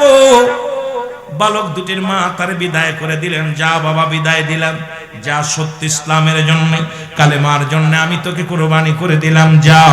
রওনা হয়ে গেলেন। এদিকে মায়ার নবী, দয়ার নবী ঘোষণা করে দিলেন, তোমরা শোনো, আগামী 17ই রমজান, কত তারিখ? 17ই রমাদান মুসলিম মিল্লাতের প্রথম জিহাদি যুদ্ধ হবে। সেই যুদ্ধের নাম হলো বদরের যুদ্ধ। সেই যুদ্ধের জন্য, কারণ বাতিলেরা এক দিনে দিনে মুসলমানদের উপরে যে নির্যাতন, মুসলমানদের উপরে যে রকম আঘাত শুরু করেছে, আর বসে থাকার সময় নাই। তোমরা জলদি করে সবাই প্রস্তুতি হও, কারণ আগামী 17 তারিখ যুদ্ধ হবে। তোমরা আজকে হলো 16-15 তারিখ শুনে নাও, ওই যুদ্ধের ময়দানে লোক পাঠাতে হবে। তোমরা যেখান থেকে যা যে রকম আছো, সবাই তোমরা ময়দানে দাঁড়িয়ে যাও। জোরে জোরে চিল্লায়া বলা যাবে না, মারহাবা বলেন না। আজকে যেমন আপনারা ইসলামের জন্য নিবেদিত, এইরকম সব রাসূলুল্লাহ তাকায় দেখে, সব কেউ কানা খুড়া ল্যাংড়া নুলা সব যুদ্ধে যাওয়ার জন্য প্রস্তুতি। সুবহানাল্লাহ বলেন না, আস্তে কইবেন না জোরে কইবেন। রাসূলুল্লাহ বললেন, যেহেতু যুদ্ধের ময়দানে অস্ত্র চালাইতে হবে, যুদ্ধের ময়দানে শক্তি লাগবে, যুদ্ধের ময়দানে কৌশল জানা লাগবে। এই ময়দানে কানাডা এলাও হবে না, খুড়াটাও এলাও হবে না, বুবাটাও এলাও হবে না, ছোটটাও এলাও হবে না। নবীজি বললেন, যারা বালক আছো লাইন থেকে সরে দাঁড়াও, যারা কানা খুড়া আছো লাইন থেকে সরে দাঁড়াও, যারা বুবা ল্যাংড়া নুলা আছো তারা লাইন থেকে সরে দাঁড়াও। কারণ তাগড়ায় জুয়ান গুলো, 18 বছরের যুবক, তরতাজা যুবক গুলো যারা আছো, তোমরা লাইনে দাঁড়ায় যাও। আমি নবী আজকে নির্বাচন করো, তোমাদেরকে কি করবো মুসলমান শুনে নাও, সিলেকশন করবিল, তোমাদেরকে কাকে কাকে নেওয়া যায় সিলেক্ট করবো। এখন এই সিলেক্ট যদি তোমরা কেউ বাদ না পড়ো, তোমরা দাঁড়ায় যাও। যারা মাপে হবে তাদেরকে আমি যুদ্ধে পাঠাইবো, বাকিগুলো সবাই রিজেক্ট হয়ে যাবে। জোরে জোরে বলো আল্লাহু আকবার। বালক দুটি ডাক দিয়ে বলে, ছোট ভাই বড় ভাইরে ডাক দিয়ে কয়, বাইরে কাম সারছে। মা তো বিদায় দিছে যুদ্ধে যাওয়ার জন্য, মার কাছ থেকে তো অনুমতি নিয়ে আসলাম। মা জননী তো বিদায় দিছে, কিন্তু রাসূলুল্লাহ তো বলছে বালকেরা যেতে পারবে না। এখন আমরা দুই ভাই তো ছোট, দুই ভাই তো একবারই জেট বাদ হয়ে গেলাম রে ভাই, কি করা যায়? বড় ভাই কয়, বাইরে যুদ্ধে যেতেই হবে। ছোট ভাই কয়, হ, কারণ আবু জেহেল আসবে, যুদ্ধে আবু জেহেলকে মারতে হবে। কারণ আমরা দুই ভাই পরিকল্পনা ভাবে এমন ভাবে আগাইবো যেন আমরা এই দুনিয়া থেকে দুশ্মনে রাসূলকে চিরবিদায় করে দিতে পারি। কারণ আবু জেহেলকে আমরা দুই ভাই চিরতরে কতল করে দিব। জোরে জোরে বলো আল্লাহু আকবার। দুই ভাই কয়, বাইরে বাবা আমি অনুরোধ করো, বাইরে থেকে আওয়াজ আসলে আলোচনায় ব্যাঘাত ঘটে। দুইটা জিনিস পাবে, একটা হলো গজব, একটা হলো রহমত। মাহফিলে বাইরে থেকে আওয়াজ আসে, সাদে যারা আছে মাহফিল কমিটির বাইরা, এত পণ্ডিতগিরি করা ভালো না। কারণ হলো মাহফিলে দুইটা জাত, তো আজকে আমাদের বেকারত্ব বাড়ছে খালি অভিশাপের জন্য। সমাজে দুইটা জিনিস, একটা রহমত, একটা গজব। মাহফিলে আসবেন এখান থেকে কিছু নেওয়ার জন্য, আওয়াজ কানে আসলে আলোচনা একটা ভুল হলে এর জন্য খিসারত তুমি আপনাদের দেওয়া লাগবে। আমার ভাইরা, আমার বন্ধুরা, আমার রহমতের নবী বলছে বাদ দিতে হয় ছোট বালকেরা বাদ। এখন কি করা যাবে? দুই ভাই যুক্তি করে, বাইরে আমরা দুই ভাই তো ছোট মানুষ, একজনের বয়স 10 আর একজনের বয়স 8, রাসূল তো যুদ্ধে নিবে না, কি করা যায়? ছোট ভাই বুদ্ধি দেয়, বাইরে ওই দেখো যে লাইনে দাঁড়াইছে সব সাহাবীরা, ওই লাইনের মধ্যে বড় একটা পাথর দেখা যায়, উচ্চ টিলা দেখা যায়। তুমি উচ্চ ঢিপির পরে যে দাঁড়াইবা যাতে তুমি মাফে ঠিক হয়ে যাও, কারণ দুজনে এক জায়গা দাঁড়াইবো না, এক জায়গা দাঁড়াইলে দুজন রিজেক্ট হয়ে যাব, কারণ আমাদের এলাও হওয়া লাগবে। জোরে জোরে চিল্লায় বলো মারহাবা। যে কথা সেই কাজ। যায় একটা উঁচু পাথর পাততলে দিয়ে দাঁড়ায় আছে একদম 10 বছরের বালক। ছোটটা পিছনে দাঁড়াইলেন, অনেক পিছনে দাঁড়াইলেন। রাসূলুল্লাহ সৈন্য নিবে মাপ দিতে দিতে রওনা দিলেন। মাপতে মাপতে মাপতে মাপতে যা 10 বছরের বালকের কাছে যা বলে, বাবা তুমি এখানে কেন? কয় হুজুর যুদ্ধে যাব। কয় বাবা যুদ্ধে যাবা? তুমি ছোট মানুষ, যাও তুমি বাড়ি যাও, বাড়ি যাও, বাড়ি যে তোমার মা বাবার খেদমত করো। কয় হুজুর মার কাছ থেকে অনুমতি আনছি, কারণ বাবা তো আগেই মারা গেছে। ইয়া রাসূলুল্লাহ ইয়া হাবিবাল্লাহ, অনুরোধ করি গো নবী গো, আমরা যুদ্ধে যাব, কারণ দুশমনের রাসূলকে হত্যা করব। ইয়া রাসূলুল্লাহ ইয়া হাবিবাল্লাহ, নবী গো আমি যুদ্ধে যাব। নবী কয় বালক রে, তোমার মায়ের খেদমত করো, কারণ তোমার মা দুঃখিনী মা, তোমরা বালক মানুষ, মার খেদমত করো। কয় হুজুর মার থেকে বিদায় নিছি, আপনি আমাদের যুদ্ধে লন। কয় বাবা তুমি ছোট মানুষ, মাফে হবা না। হুজুর মাপতে দেখেন। কয় দাঁড়াইছো কই? কয় হুজুর মাফে হওয়ার জন্য দাঁড়াইছি। জোরে জোরে বলেন মারহাবা। মাফে হওয়ার জন্য উঁচু জায়গা দাঁড়াইছি। হুজুর আমাকে লন, আমাকে যুদ্ধে নিয়ে চলেন। নবীজি বললেন তুই সিলেট। সুবহানাল্লাহ বলেন না, আরো জোরে আরো জোরে। নবীজি বললেন তুই সিলেট। পিছন থেকে 8 বছরের বালক তাকায় দেখে বড় ভাই যেহেতু সিলেট হয়ে গেছে, এখন আমার একটা উপায় হবে। নবীজি মাপতে মাপতে মাপতে যায় দেখে ছোট 8 বছরের না। নবী কয় বাবা তুমি কেন? কয় হুজুর আমি যুদ্ধে যাব। কয় বাবা তুমি ছোট্ট মানুষ, তুমি তোমার মার খেদমত করো, যাও তোমার মা বাবার খেদমত করো। বলে হুজুর বাবা তো অনেক আগে মারা গেছে হুজুর, মা দুঃখিনী দুনিয়ার মধ্যে জিন্দা, মা আমারে হুকুম দিছে যুদ্ধে যাওয়ার জন্য। ইয়া রাসূলুল্লাহ ইয়া হাবিবাল্লাহ, মার নবী আমাকে লয়ে চলেন, আমি যুদ্ধে যাব। নবী কয় বাবারে তুমি একেবারে ছোট, তুমি যাও বাবা, বাড়ি যাও। বলে হুজুর ওই দেখেন ওই যে আমার ভাই, ওইটা 10 বছর, ওইটার বয়স মাত্র 10 বছর। হুজুর ওইটারে নিছেন। নবী কত একটু দেখতে শুনতে বড়। কয় হুজুর বড় কিসের? তো মাত্র 2 বছরের বড় আমার, আর আমি 2 বছরের ছোট। নবী কয় তাও তুমি চলে যাও, পরের যুদ্ধে যাবে, যুদ্ধে তোমাকে নেওয়া যাবে না, কারণ এই যুদ্ধ বড় ভয়ঙ্কর হবে, কারণ হাজার বাতিলের শক্তির সঙ্গে লড়াই করতে হবে। তুমি যাও বাবা, বাড়ি যাও। বালক বলে ইয়া রাসূলুল্লাহ ইয়া হাবিবাল্লাহ, আমি যাবই, যুদ্ধে যাব।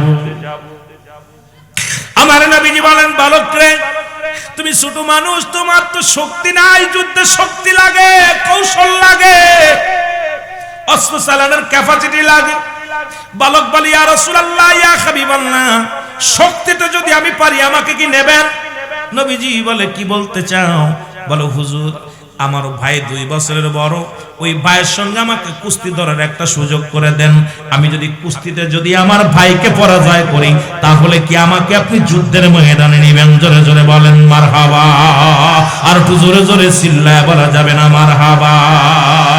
তোমরা শোনো গো মন দিয়া, আর মদিনাতে কাঁদেন নবী উম্মতের লাগিয়া। বলো মদিনাতে কাঁদেন নবী। জোরে জোরে বলেন তোমরা শোনো গো মন দিয়া, তোমরা শোনো। ওরে মদিনাতে কাঁদেন নবী উম্মতের লাগিয়া। বলো মদিনাতে কাঁদেন নবী। অল্প সাউন্ড দেন।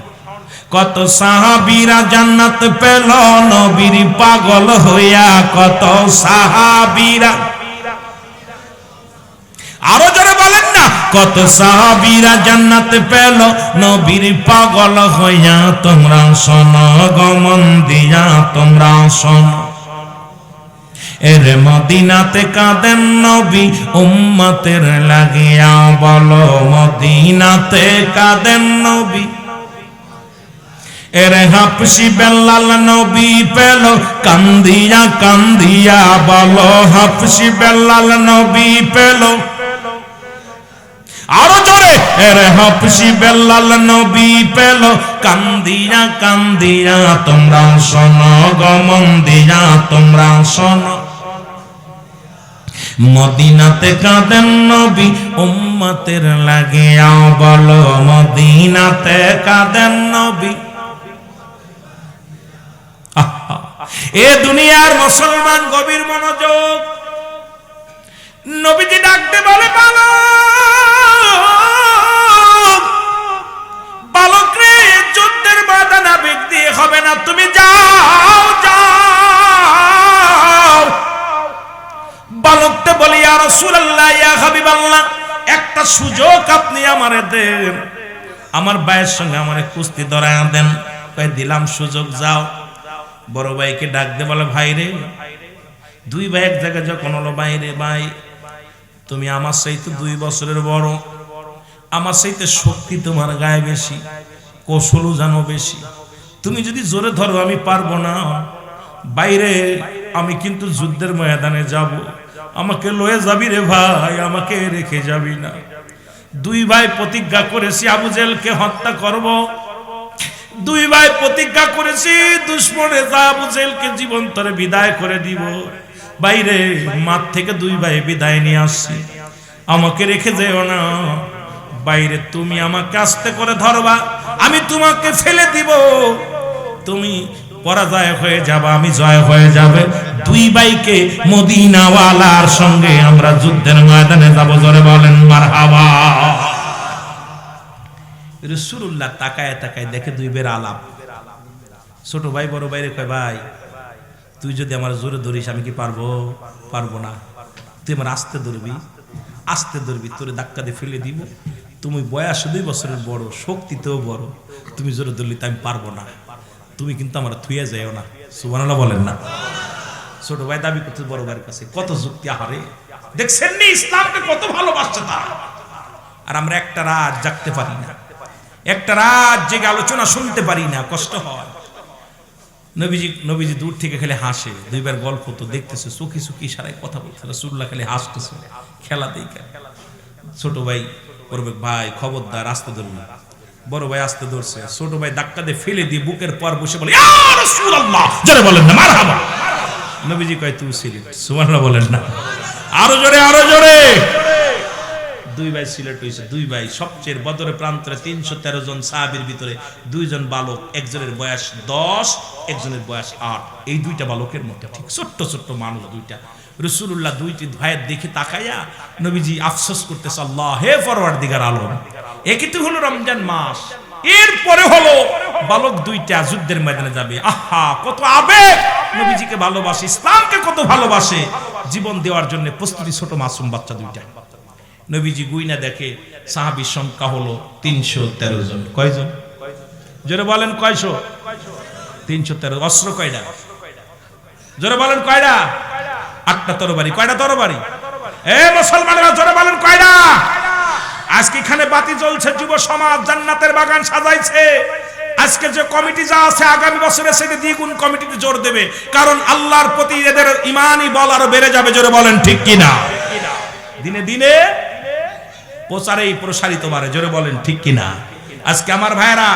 ইচ্ছা করলে গান দিতে পারত ইচ্ছা করলে নাটক দিতে পারত ইচ্ছা করলে মহিলাকে নাচাইতে পারত সব বাদ দেয়া জান্নাতের দিকে ঝুঁকেছে রব্বে কারীম যুবক বয়সী হবে জান্নাতি 18 বছরের যুবক আর 16 বছরের যুবতী আর আল হাসান আল হুসাইন হবে জান্নাতের সরদার এই যুবক বয়সে যাবে জান্নাতি যুবকরা যেদিকে ঝাঁপিয়ে যাবে সেদিকেই জয় হবে জোরে বলেন না ঠিক কি না আরো জোরে বলেন ঠিক কি না রাসূলুল্লাহ গুইনা দেখে মাত্র 313 জন অস্ত্র হলো 8টা ঘোড়া হলো 2টা কার কাছে দিব কি করব রাসূল বসে আছেন ওদিকে কাফের আবু জেল 1000 সৈন্য 1000 ঘোড়া 1000 তরবারি নিয়ে দলবল নিয়ে ছুটছে আয়েশা খবর আসলো হুজুর সর্বনাশ মক্কা থেকে মদিনার দিকে এমন বড় কাফেলা নিয়ে আক্রমণ করার জন্য রওনা দিছে ইয়া রাসূলুল্লাহ আপনি প্রস্তুতি হন তাড়াতাড়ি কারণ ওরা প্রায় আপনার নিকটবর্তী রাসূলুল্লাহ ডাক দিয়ে বলেন সাহাবীরা তোমার কি হালাত বলে হুজুর রোজা আছি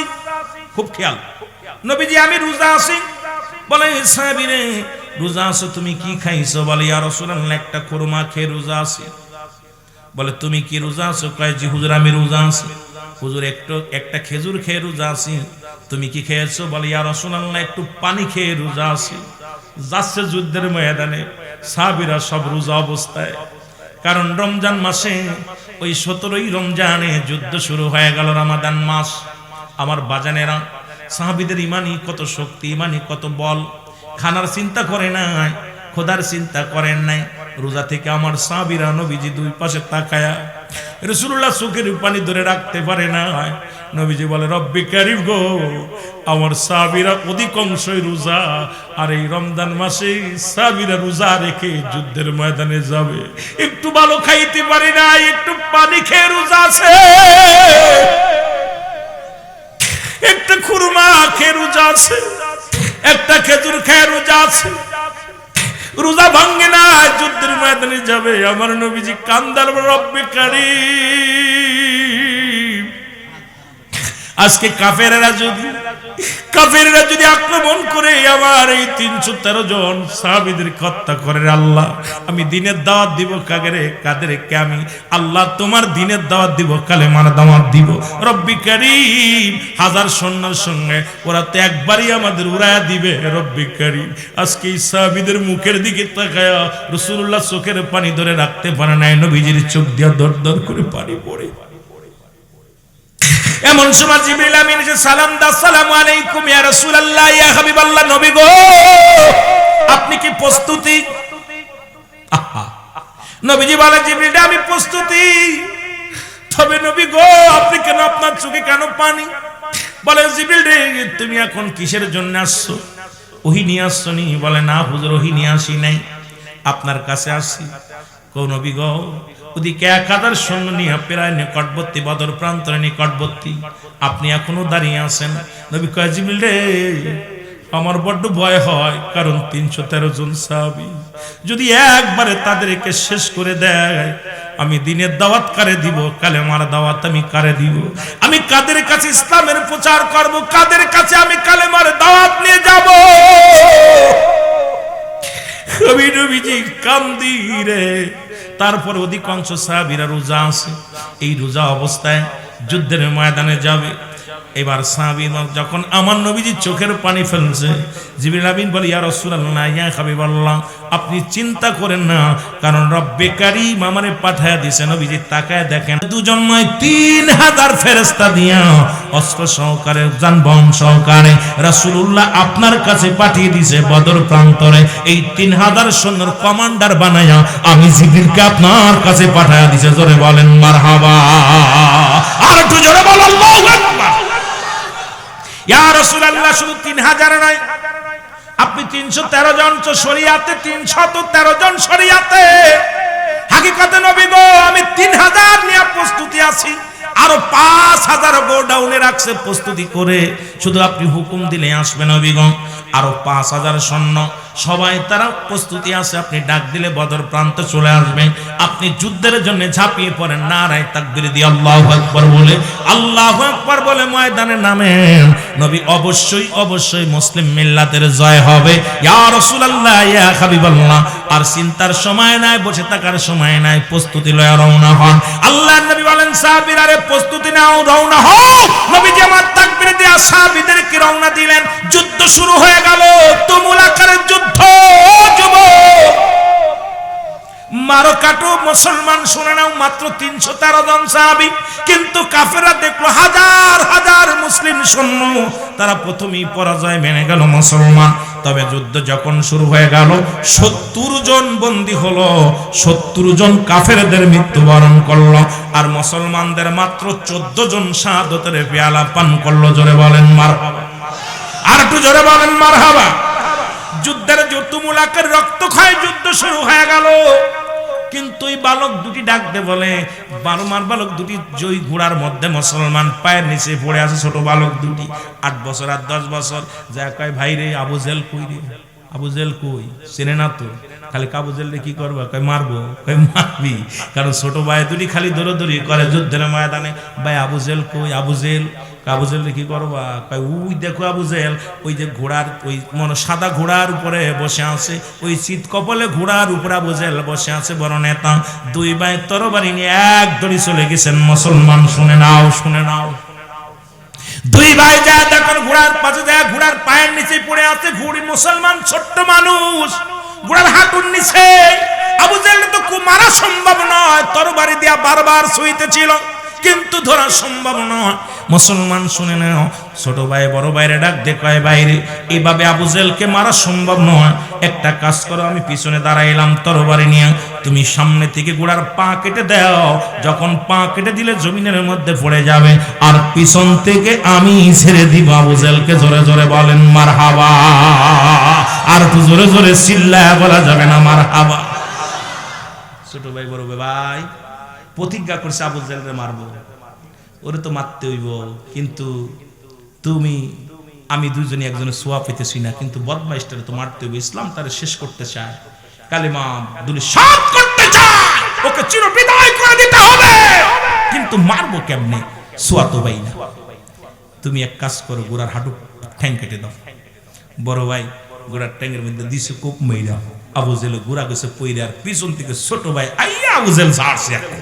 মারহাবা বলো আমার ভাইরা, আমার বন্ধুরা। আমার যখন আবু জেহেলের দেহের মধ্যে মারি দিছে কোপ, মুসলমান গর্দানের মধ্যে, পিছন থেকে আবু জেহেলের ছেলে আইয়া ছোট ভাইয়ের পিছন থেকে একটা কোপ মারছে, হাতটা কেটে গেছে। হাতটা শুধু সামান্য একটু জ্বলে, জোলা হাতটা এইভাবে জ্বলতেছে, তরবারি উঁচু করার মতো ক্ষমতা নাই, সামান্য একটু চামড়ার মধ্যে জ্বলতেছে। ডান হাতের তরবারিটা বাম হাতের মধ্যে নিয়ে ছোট ভাই কি করলেন, বাবারা আমার, বাম হাত দিয়ে আবু জেহেলের গায়ের মধ্যে কোপ শুরু করে দিলেন। দেখে ডান হাত ডিস্টার্ব করে, এই ডান হাতটা পাত তলে দিয়ে টান দিয়ে ছিঁড়ে বলে, ইয়া রাসূলুল্লাহ, ইয়া হাবিবাল্লাহ, আজকে ইসলামের জন্য আমি জীবন দিয়ে দিলাম, হাতটাও কুরবানি করে দিলাম। এইবার মুসলমান দুই ভাইকে দুনিয়ার মধ্যে আবু জেহেলের ছেলে দুই ভাইকে শাহাদাতের পেয়ালা পান করে দিলেন, দুই ভাই শহীদ হয়ে গেলেন। আমার বাবারা, আমার বন্ধুরা, আমার আবু জেহেলকে শেষ করাবো। আমার বাবারা, আমার বন্ধুরা, আমার শুনে নাও, শুনে নাও। এদিকে যখন বদর প্রান্তরে লাশগুলো আনা হলো, রাসূলুল্লাহর সামনে আনা হলো, আমার নবীজি সব লাশগুলো দেখে দেখে চোখের পানি ছেড়ে কাঁদতেছিল।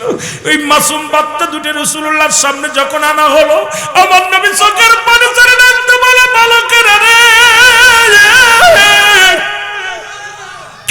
তোমরা আল্লাহর দিনকে এত ভালোবাসো, আমি নবীকে এত ভালোবাসো রে, জীবন দিয়া প্রমাণ করে দিয়ে গেলাম, জীবনের চাইতে ইসলামের দাম বড়, জীবনের চাইতে ইসলামের মান বড়, জীবনের চাইতে কোরআনের দাম বড়, জীবনের চাইতে দয়াল নবীর প্রেম বড়। আমার নবীজি চোখের পানিগুলো ছেড়ে ছেড়ে কাঁদতেছিল। জিবরিল আমিন বলে, ইয়া রাসূলুল্লাহ, ইয়া হাবিবাল্লাহ, আপনি চোখের পানিগুলো মুছে ফেলেন, কারণ ওই জান্নাতি ফেরেশতারা, সব ফেরেশতারা সেজে গুজে আছে, জান্নাতগুলো সাজাইতেছে। কারণ আজকে বদর প্রান্তরে যত শহীদ হয়েছে, সব শহীদের লাশগুলো জান্নাতি ফেরেশতারা নেওয়ার জন্য, তাদেরকে জান্নাতে ঢুকানোর জন্য, তাদের জান্নাত সুসজ্জিত করে, তাদেরকে হালাল সাহলান জানায়া তাদেরকে ভিতরে প্রবেশ করাইবে। ইয়া রাসূলুল্লাহ, ইয়া হাবিবাল্লাহ। আর এই বালক দুটির জন্য রব্বে কারীম আমাদেরকে হুকুম দিয়েছে, রব্বে কারীম আমরা যত ফেরেশতারা আছি, সবাই ফেরেশতাদের তরফ থেকে এই বালক দুটির জানাজাও ফেরেশতারা করবে। জোরে জোরে চিল্লায় বলেন আর একটু জোরে বলেন মারহাবা।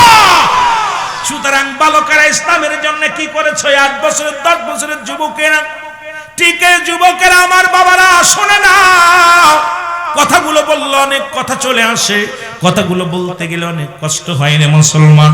ঠিক একই প্রান্তে মুসলমান, ওদের প্রান্তে রাসূল পাক সাল্লাল্লাহু আলাইহি ওয়াসাল্লাম যখন উহুদের যুদ্ধ হলো, মুসলমান কয়েকটা ঘটনা ঘটলো, যেখানে না বললে নয়, যুবকদের কথাগুলো বলে যায়। যেখানে আমির হামজাকে হত্যা করা হয়েছিল, হানজালাকে হত্যা করা হয়েছিল, একটু কথা যুবকদের বোঝানোর জন্য আজকে বলে যায়। রাসূলুল্লাহ মুসলমান উহুদের যুদ্ধে ডাক দিলেন, আল্লাহু আকবার বলো। এ তো গেল মুসলমান বালকদের কথা উহুদের যুদ্ধে। নবীজি ডাক দিলেন, উহুদের যুদ্ধে যেতে হবে। হানজালা লাইনে দাঁড়ায় গেছে। হযরতে হানজালা সবে মাত্র গত রাত্রে বিয়ে করেছে, আজকে উহুদের যুদ্ধ। আজকে যেমন যুবকেরা এইরকম হযরতে হানজালা রাদিয়াল্লাহু তাআলা উনি লাইনে দাঁড়ায় গেছে। নবীজি বলে, হানজালা তুমি লাইনে কেন দাঁড়াইলা? কয়, হুজুর আমি যুদ্ধে যাব। কয়, না না, তুমি গতকালকে আমি তোমার নিজে বিয়ে পড়াইছি, কারণ রাসূলুল্লাহ নিজে বিয়ে পড়াইছে, বিয়ে অনুষ্ঠানে ছিল। সুতরাং আজকে তোমার হানিমুন হবে, বাসর হবে, আজকে তুমি যুদ্ধে যেতে পারবা না। রাসূল বলেন, হানজালা রে, খবরদার খবরদার, আজকে তোমাকে আমি যুদ্ধে নিতে পারবো না। তোমার বিবির একটা হক আছে, বিবির হকটা তুমি আদায় করো। আমার যুবক বন্ধুরা, অল্প কথাগুলো কেন অনেক আলোচনা চলে আসে, যেহেতু বালকদের দিয়া শুরু করলাম, যুবকদের দিয়ে একটা কথা বলে আমি মূল ধারায় আলোচনায় যাব, যদি আল্লাহ দয়া করেন। রাসূলুল্লাহ ডাক দিয়ে বলেন, হানজালা রে, কারণ গতকালকে বিয়ে হলো, আজকে হানিমুন হবে, বাসর হবে, আজকে স্ত্রী একটা হক আছে, হকগুলো আদায় করতে হবে।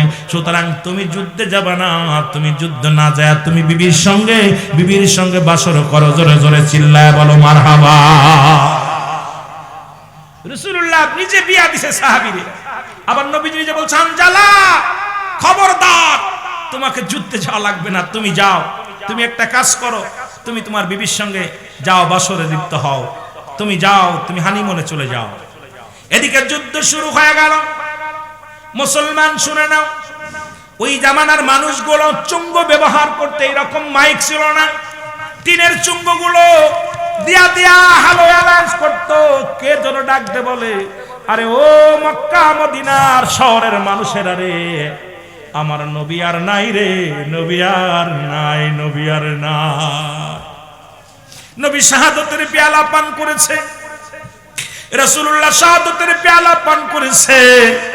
এই খবরটা যখন হানজালার কানে আসলো, হানজালা কে যেন ভিতর থেকে আওয়াজ আসে, হানজালা কয়, বিবিরি লাভ দুঠিয়া দেওয়ালের মধ্যে তরবারিটা ছিল, বাইর করলো, বাইর করিয়া নিয়ে রওনা হয়ে যায়। বিবি পিছন থেকে জামা টানতে ধরে বলে, বিবির স্বামীরে দাঁড়ান, আপনি কি ভুলে গেছেন? কারণ সবে মাত্র দুজনের মিলন হলো, আপনার উপরে ফরজ গোসল আছে। আমার স্বামী, আপনি কোথায় যান? আপনার উপরে ফরজ গোসল হয়ে গেছে, কারণ এই মাত্র দুজনের মিলন হলো। আপনি যদি যুদ্ধের ময়দানে যান, না জানি শাহাদাতের পেয়ালা পান করেন, আর শহীদ হয়ে গেলে শহীদদের কোনো গোসল হয় না, শহীদদের তো গোসল দেয়া হয় না। আপনি নাপাক অবস্থা, আপনাকে কবর দেয়া হবে, জানাজা পড়ানো হবে। ও আমার স্বামী, প্রাণের স্বামী, দাঁড়ান, একটু আমি পানি এনে দিই, পাশের কূপ থেকে পানি এনে আপনাকে গোসল করায় দিই, তারপরে আপনি যাবেন। হানজালা কয়, বিবিরে কিসের গোসল, কিসের ফরজ, কিসের গোসল তুমি দেখছো? আরে আমার নবী যদি না থাকে রে, কিসের গোসলের মশলা নিয়ে আইস, কিসের মশলা নিয়ে আসলা? বিবি রে,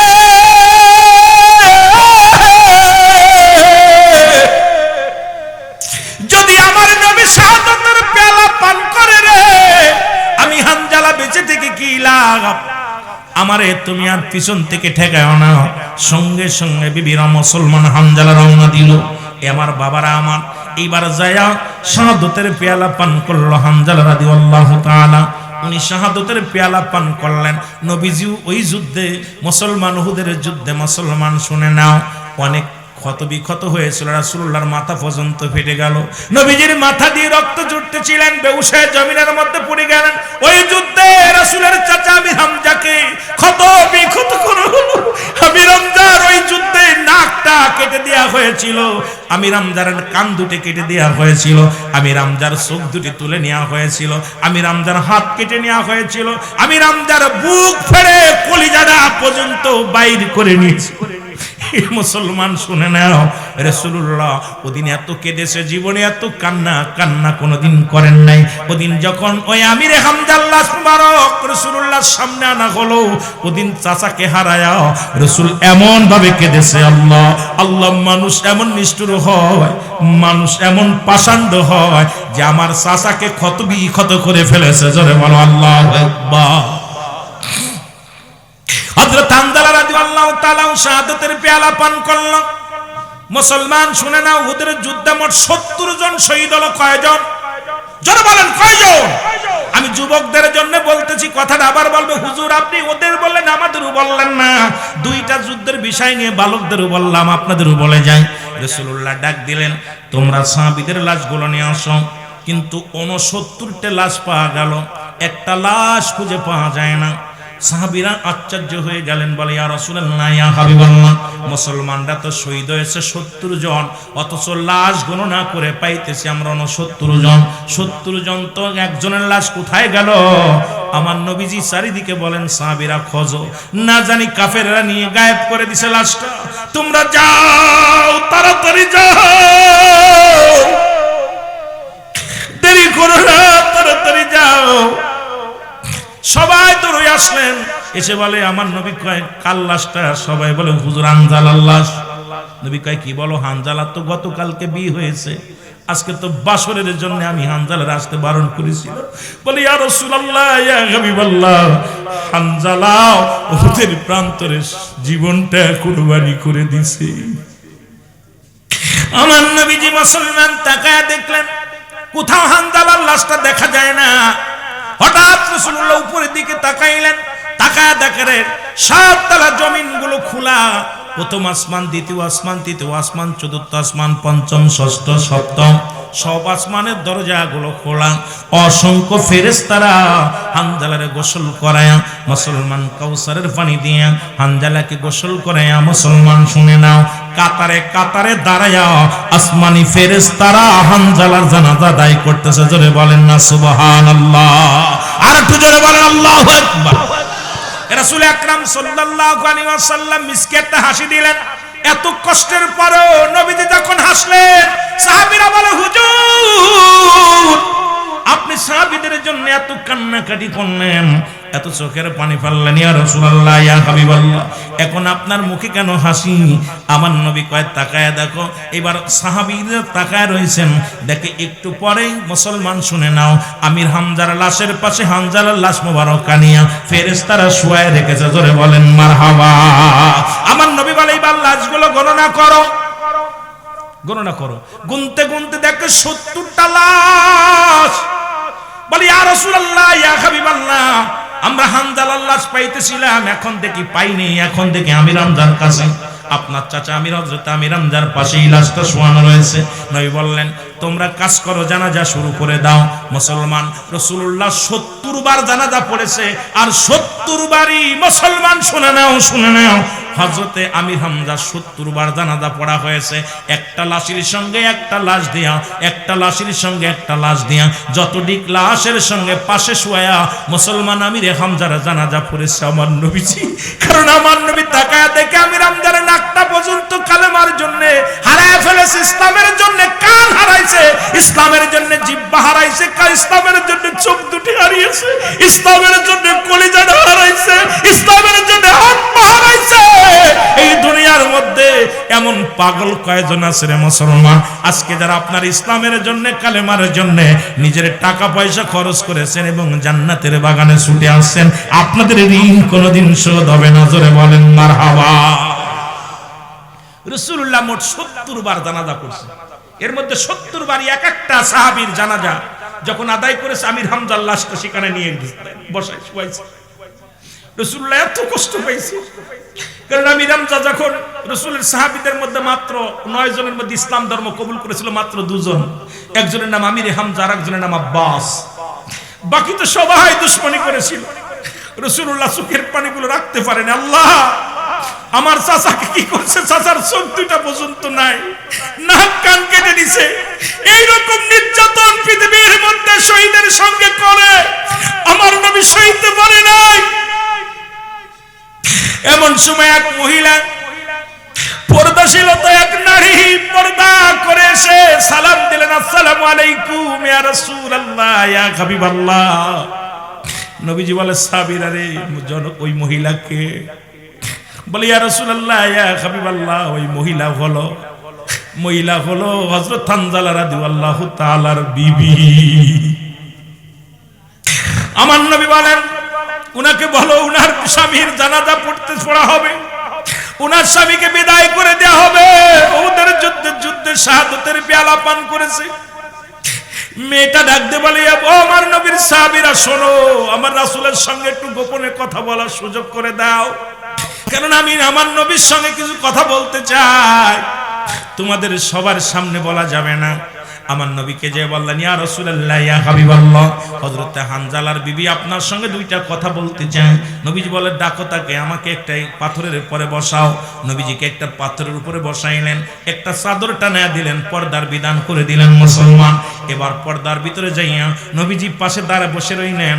মহিলা ডাক দিয়ে বলে, ইয়া রাসূলুল্লাহ, ইয়া হাবিবাল্লাহ, আপনার কাছে আমি একটা দাবি, আমার স্বামীর জন্য গোসল না করায় দাফন করা না হয়, দাফন যেন করানো হয়।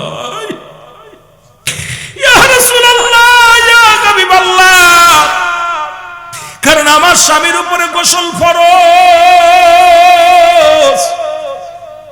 ইয়া রাসূলুল্লাহ, ইয়া হাবিবাল্লাহ, যত সাহাবী আছে কাউকে তো গোসল করার নাই, আমার স্বামীর উপরে গোসল ফরজ। বলে, বিবি আমি মুসলমান জালার বিবি, কি হয়েছে বলো। ইয়া রাসূলুল্লাহ, ইয়া হাবিবাল্লাহ, গত রাত্রে যখন আমরা দুজনের মেলামেশা হলো, যখন মিলন হলো, এমন সময় কে যেন বলতেছিল, নবীজি নাই রে নাই।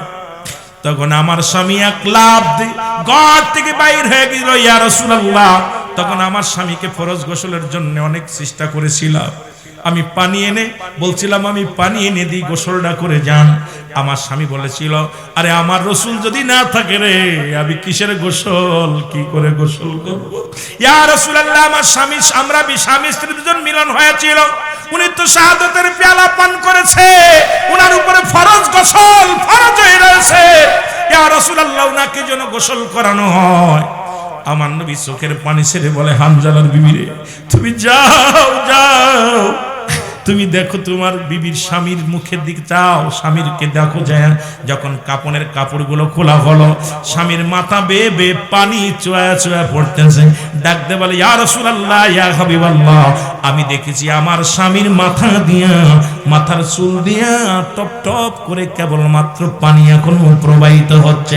আমার নবী বলে, হানজালার বিবি শোনো, রব্বুল আলামিন তোমার হানজালার উপরে এত খুশি হয়েছে, কারণ এতগুলো 69 জন সাহাবী কাউকে গোসল করানো হয় না, একমাত্র হানজালার উপরে ফরজ গোসল ছিল।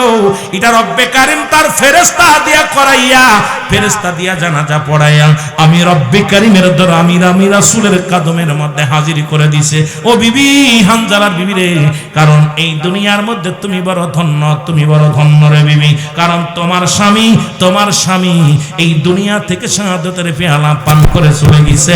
রব্বে কারীম তার উপরে এত খুশি, এত রাজি ছিল যে রব্বে কারীম তার উপরে রাজি হইয়া খুশি হইয়া কাউসারের পানি দিয়া গোসল